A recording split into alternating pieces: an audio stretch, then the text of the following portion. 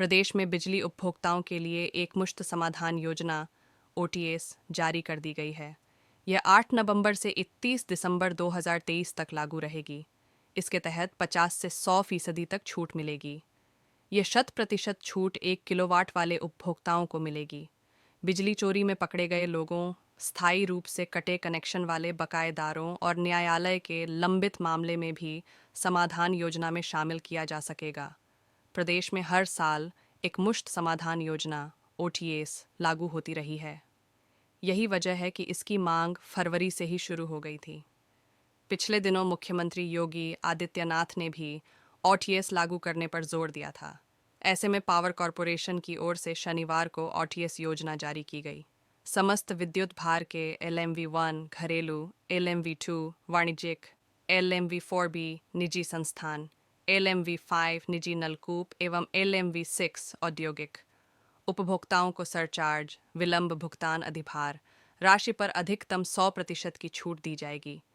साथ ही उपभोक्ताओं को उनके बकाये पर किश्तों में भुगतान की भी सुविधा दी जाएगी।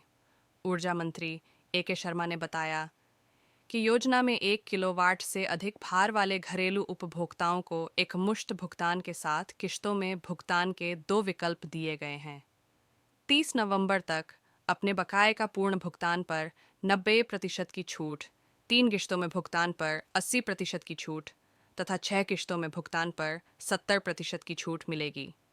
1 से 15 दिसंबर तक पूर्ण भुगतान पर 80% की छूट, 3 किश्तों में भुगतान पर 70% तथा 6 किश्तों में भुगतान पर 60% की छूट।